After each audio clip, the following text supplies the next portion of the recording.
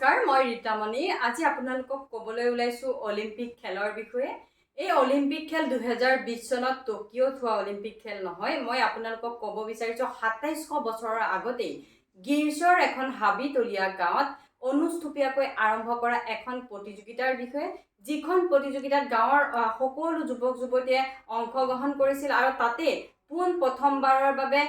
কৰিবাস নামৰ এজন যুৱকে পোন প্ৰথমবাৰৰ বাবে প্ৰথম স্থান দখল কৰিবলৈ সক্ষম হৈছিল আৰু সেয়ে আছিল অলিম্পিক খেলৰ শ্ৰেষ্ঠতম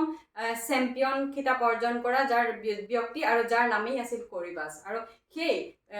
অলিম্পিয়া নামৰ গাঁওখনতে পোন প্ৰথমবাৰৰ বাবে আৰম্ভ হৈছিল অলিম্পিক খেল আৰু সেই অলিম্পিক খেলৰ লগত জড়িত বিভিন্নজন খেলুৱৈৰ জীৱনত ঘটা ঘটনা পৰিঘটনা আজি আপোনালোকৰ আগত ক'বলৈ ওলাইছো এগৰাকী যুৱতী আছিল আমেৰিকা যুক্তৰাষ্ট্ৰৰ আৰু তেওঁৰ নাম আছিল কাৰ্থি ৰিগবি তেওঁ আমেৰিকা যুক্তৰাষ্ট্ৰৰ পৰা জিমনাষ্টিক অৰ্থাৎ শাৰীৰিক ব্যায়াম নামৰ এই খেলত অংশগ্ৰহণ কৰিবৰ বাবে আহিছিল আৰু তেওঁ নিজৰ সৰ্বশ্ৰেষ্ঠ কঠোৰ পৰিশ্ৰম প্ৰয়োগ কৰি সেই অলিম্পিক খেলত অংশগ্ৰহণ কৰিবৰ বাবে বহু দিন ধৰি সাধনা কৰিছিল আৰু যেতিয়া অলিম্পিক খেল আৰম্ভ হৈ শেষ হ'ল তেতিয়া এজনকৈ তিনিজন বিজয়ীৰ নাম ঘোষণা কৰিল কিন্তু তাত সেই কাৰ্থি ৰিগবিৰ নামটো কিন্তু ঘোষণা কৰা নহ'ল তেওঁ পৰাজয় হ'ল আৰু তেতিয়া তেওঁ ভাগি পৰিল তাতে চিঞৰি তেওঁ কান্দিব মন গ'ল কিন্তু দৰ্শকৰ আসনত থকা পিতৃ মাতৃৰ সেই চকুজুৰি তেওঁৰ চকুত পৰিল আৰু তেতিয়া তেওঁ মাতৃৰ ওচৰলৈ আহিল আৰু মাতৃৰ ওচৰত আহি তেওঁ ক'লে যে মা মই সৰ্বোচ্চ উজাৰি কিনি চেষ্টা কৰিছিলোঁ যাতে মই জয়ী হ'ব পাৰোঁ অৰ্থাৎ আই ডিড মাই বেষ্ট বাট মই নোৱাৰিলোঁ কিন্তু তেতিয়া মাকে কয় যে সেই কথা তুমি জানা সেই কথা মই জানো সেই কথা ভগৱানেও নিশ্চয় জানে কিন্তু তুমি এইটো কথা জনা উচিত doing your best is more important than being the best অৰ্থাৎ সকলোতকৈ ভাল হোৱাটো ভাল কথা কিন্তু সকলোতকৈ ভাল হ'বলৈ চেষ্টা কৰাটো আৰু বেছি ভাল কথা তেতিয়া মাকে আকৌ বুজালে যে এগৰাকী ব্যক্তি আছিল সেয়ে তেওঁ সদায় ভগৱানক পূজা অৰ্চনা কৰিছিল আৰু ভগৱানক পূজা অৰ্চনা কৰি ভগৱান সন্তুষ্ট হ'ল আৰু ভগৱানে তেওঁক এটা বৰ দিব বিচাৰিলে তেতিয়া সেই ব্যক্তিজনে ক'লে যে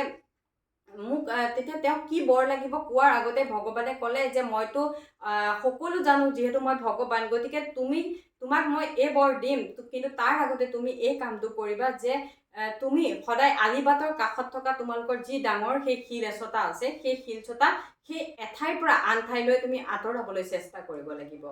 ঠিক ভগৱানে কোৱাৰ দৰে পিছদিনাখনিৰ পৰা সেই ব্যক্তিজনে সদায় ৰাতিপুৱা এঠাইৰ পৰা আন ঠাইলৈ শিলটো লৰচৰ কৰিবলৈ চেষ্টা কৰে বছৰ ধৰি তেনেকৈ বহু বছৰ পাৰ হৈ গ'ল কিন্তু তেওঁ শিলচটাক কোনো লৰচৰে কৰিব নোৱাৰিলে তেতিয়া এজন চৈতান আহিল আৰু ক'লে তুমি বৰ অকৰা মানুহে ভগৱানে আচলতে তোমাৰ ৰংহে চাইছে তুমি আজিলৈকে ইমান বছৰ ধৰি শিলচটা আঁতৰাবলৈ চেষ্টা কৰিছা তুমি জানো পাৰিছা তেতিয়া তেওঁ কথাটো ভাবি চালে হয় মইতো পৰা নাই আজিলৈকে শিলচটা লৰচৰ কৰিব তেতিয়া তেওঁ পিছদিনাখনি সেই শিলচটা লৰচৰ কৰিবলৈ নাযায় ভগৱানে ওপৰৰ পৰা সকলো চাই থাকে আৰু ভগৱানে যেতিয়া দেখে তেতিয়া তেওঁ ভগৱান আহে আৰু কয় তুমি মোৰ কথা অমান্তি কৰি সেই চৈতানজনৰ কথা তুমি শুনিলা মোক অমান্তি কৰিলা তেতিয়া তেওঁ কয় ভগৱান মই সদায় বছৰ ধৰি সেই শিলচটা আঁতৰাবলৈ চেষ্টা কৰিলোঁ কিন্তু মইতো আজিলৈকে সফল হ'ব নোৱাৰিলোঁ শিলচটা মই 1% পৰিমাণো কিন্তু লৰচৰ কৰিবলৈ নোৱাৰিলোঁ তুমি ভাবা নাই যে মই সেই শিলচটা লৰচৰ কৰিবলৈ পাৰিম তেতিয়া ভগৱানে কয় তুমি সেই শিলচটা লৰচৰ কৰিব নোৱাৰিলা কিন্তু তাৰ পৰা জানো তোমাৰ একো লাভ নহ'লে তেতিয়া তেওঁ ভগৱানৰ মুখলৈ চাই ৰয় তেতিয়া ভগৱানে কয় তোমাৰ নিজৰ হাত ভৰিবোৰ চোৱাচোন তোমাৰ শৰীৰৰ পেশীবোৰ কিমান বেছি শক্তিশালী হৈ পৰিল আগতকৈ তুমি নিজে লক্ষ্য কৰা তেতিয়া তেওঁ চাই আৰু তেতিয়া তেওঁ ভাবে যে সঁচা কথা যে সেই যে বছৰ ধৰি তেওঁ সেই শিলচটা আঁতৰাবলৈ চেষ্টা কৰিল তাৰ বিনিময়ত তেওঁৰ কিন্তু সেই শৰীৰৰ মাংস পেশী বা তেওঁ অধিক শক্তিশালী হৈ পৰিল তেতিয়া কাৰ্থিৰ মাকে কাৰ্থি ৰিগবিক সেয়াই বুজাব বিচাৰিছিল doing your best more important than being the best অৰ্থাৎ